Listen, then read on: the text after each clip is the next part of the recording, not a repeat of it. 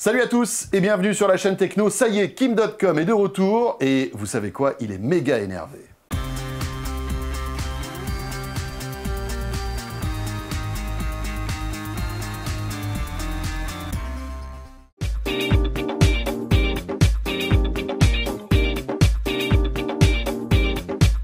La nouvelle appli eBay pour acheter et vendre en toute simplicité. C'est l'info high-tech de la semaine, le lancement de Mega, la plateforme de Kim.com. Alors c'est un peu la suite de Mega Upload, vous vous rappelez de Mega Upload? Une offre de cloud, partiellement gratuite. Et partiellement piratée. Jusqu'à présent, c'est vrai que Mega Upload était très utilisé pour le piratage, mais pas que. Et donc, un an après ses déboires avec la justice, Kim.com revient et lance Mega. Alors, décryptage de cette offre Mega avec Eric Le Bourlou, qui est journaliste à zeronet.com. On va lui poser 3 questions. La première, faut-il y aller ? Alors, je dirais que c'est pour l'instant assez déconseillé. Alors, vous pouvez le faire, c'est pas très compliqué. Hein, il suffit d'un mail et puis c'est gratuit, donc ça n'engage en rien. Mais en revanche, ça marche pour l'instant assez mal. Donc, il est déjà difficile de s'inscrire. Ça ne marche pas avec tous les webmails. Votre mail, parfois, vous n'aurez pas de mail de confirmation pour vous inscrire. Ensuite, il est difficile d'y stocker des fichiers. Pour l'instant, ça marche assez mal. Il y a apparemment beaucoup trop de monde sur le service, donc il y a pour l'instant de grandes difficultés pour stocker des fichiers. Et ensuite, pour les partager, c'est aussi très compliqué. Mais pourtant, l'offre est prometteuse. L'offre est assez prometteuse, oui. 50 gigas gratuits, hein, donc c'est beaucoup plus que la concurrence comme Dropbox, hein, qui est un concurrent qui est tout à fait similaire dans les fonctionnalités, ou Google Drive ou SkyDrive du Microsoft. En revanche, il existe des services un petit peu moins connus, comme RapidShare, comme Mediafire, qui proposent des formules qui sont à peu près similaires à celles de Mega. Bon, on ne va pas se voiler la face. Beaucoup de gens étaient inscrits sur Mega Upload pour échanger des fichiers piratés. Les adeptes de ce genre de sport vont-ils se précipiter sur Mega ?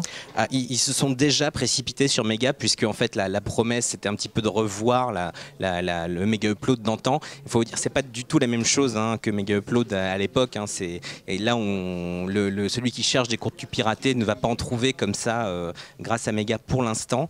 Il se pourrait en revanche que ce soit le cas, puisque effectivement Mega protège les données, ou en tout cas est censé les protéger, des données des gens qui stockent leurs fichiers dessus.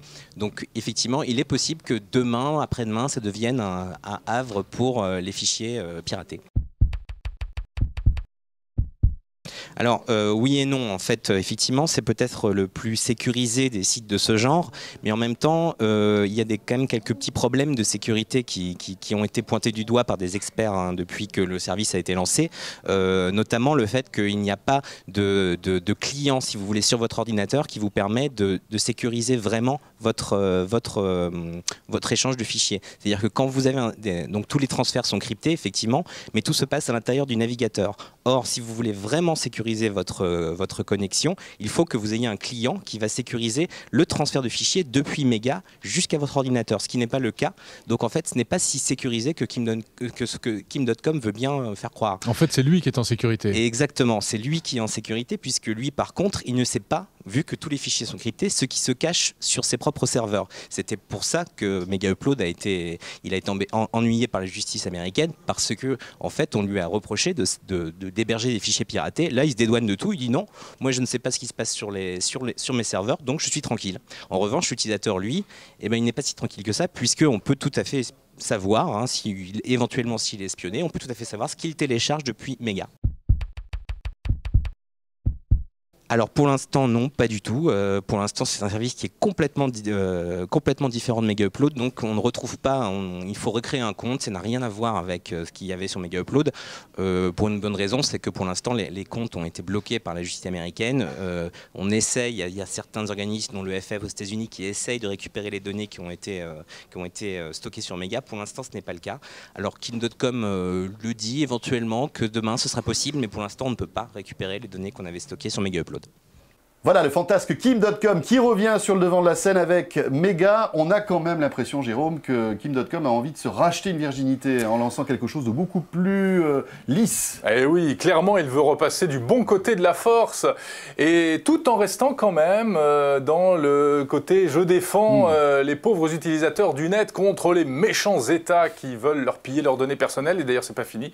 Kim.com prépare d'autres services encore. La musique, par exemple, un service de musique. Et là, il aimerait négocier directement, non pas avec les maisons disques, mais avec les musiciens et leur reverser une grosse partie en fait, des bénéfices. Ça pourrait faire très mal. La chaîne techno, toute l'actualité high-tech sur 01net.com aussi, bien sûr. On se retrouve demain. Salut à tous.